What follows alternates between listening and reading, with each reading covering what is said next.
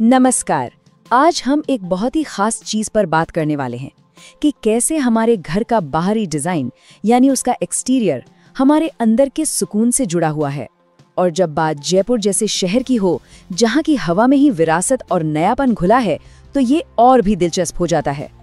जरा एक पल के लिए सोचिए तो, दिन भर की थकान और भागदौड़ के बाद जब आप अपने घर पहुंचते हैं तो वो पहली फीलिंग क्या होती है? क्या एक सुकून सा महसूस होता है, एक अपनेपन का एहसास? बस यही एहसास सबसे कीमती है। और पता है, इस सुकून भरे एहसास की कहानी घर के अंदर से नहीं बल्कि दरवाजे के बाहर से ही शुरू हो जाती है। घर का बाहरी हिस्सा सिर्फ ईंट पत्थर की दीवारें नहीं है, ये वो पहली झलक है जो तय करती है कि अंदर का माहौल कैसा होगा। तो फिर सवाल ये है कि ऐसा घर बनाएं कैसे जो सच में सुकून दे? इसका जवाब छिपा है एक बहुत ही कमाल के आइडिया में, जिसे कहते हैं बायोफिलिया। चलिए समझते हैं कि आखिर ये है क्या। देखिए, बायोफिलिया का मतलब बहुत सीधा सा है, हमारा प्रकृति से प्यार। ये कोई फैंसी फिलॉसफी नहीं, बल्कि ये तो हमारे डीएनए में है। हजारों सालों से इंसान प्रकृति के बीच ही रहा है। इसीलिए तो जब हमारे आसपास हरियाली होती है, खुली धूप होती है या प्राकृतिक चीजें होती हैं, तो हमें अपने आप ही अच्छा लगने लगता है। और इसके फायदे सिर्फ कहने सुनने की बातें नहीं हैं, ये साइंटिफिकली प्रूवन है। रिसर्च साफ साफ बताती है कि बायोफिलिक डिजाइन से हमारा स्ट्रेस कम होता है, हमारी सेहत अच्छी होती है, सोचने की ताकत बढ़ती है और हाँ, हमारी क्रिएटिविटी भी जाग उठती है। तो अब सवाल ये उठता है कि बायोफिलिया के इन जबरदस्त फायदों को अपने घर के डिजाइन में लाएं कैसे? जवाब है सादगी में। जी हाँ, एक सिंपल, साफ सुथरा और सोचा समझा डिजाइन ही हमें प्रकृति से जुड़ने का एहसास दे सकता है।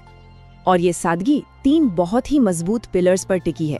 पहला उसूल है लेस इज मोर, यानी कम ही ज्यादा है। फालतू की सजावट की जगह साफ सुथरी लाइनों पर जोर देना। दूसरा, फंक्शनैलिटी सबसे पहले, मतलब ऐसा डिजाइन जो जयपुर की गर्मी और मौसम के हिसाब से प्रैक्टिकल हो। और तीसरा, जो सबसे अहम है, हमारी अपनी राजस्थानी विरासत का सम्मान, ताकि हमारा घर हमारी मिट्टी से जुड़ा हुआ लगे। तो चलिए अब बातों से आगे बढ़कर कुछ असल डिजाइन्स देखते हैं, कुछ ऐसी शैलियां जिनसे हम प्रेरणा ले सकते हैं। सबसे पहले बात करते हैं क्लासिक ब्रिक डिजाइन की। अरे ये तो एवरग्रीन है, ये कभी फैशन से बाहर नहीं होता, हर मौसम की मार झेलता है और घर को एक बहुत ही अबून, एक वेलकमिंग लुक देता है। और सबसे अच्छी बात, ये हमारी पारंपरिक भारतीय वास्तुकला से भी बहुत खूबसूरती से मिलता जुलता है। एक और शानदार ऑप्शन है मेडिटेरेनियन स्टाइल। सोचिए, प्लास्टर की सफेद दीवारें जो धूप को रिफ्लेक्ट करें, लाल खपरेल वाली छतें और बड़े बड़े बरामदे जहां ठंडी हवा आती हो। ये स्टाइल तो जैसे जयपुर की गर्मी को ध्यान में रखकर ही बनाया गया है, जो घर को खुला और हवादार रखता है। अब 2 और बिल्कुल अलग फ्लेवर देखते हैं।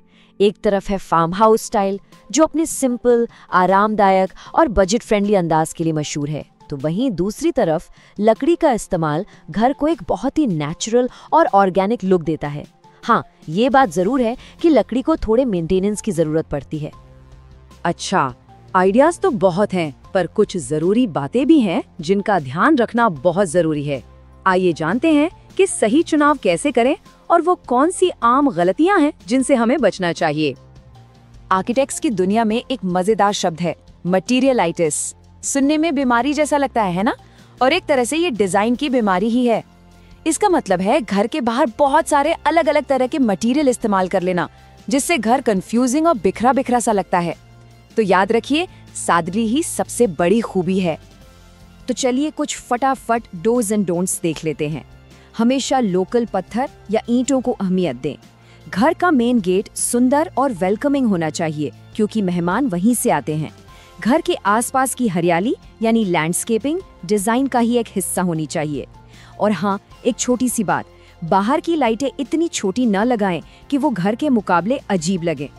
और देखिए, जब हम सही मटेरियल चुनते हैं तो बात घूम फिरकर वही बायोफिलिया पर आ जाती है।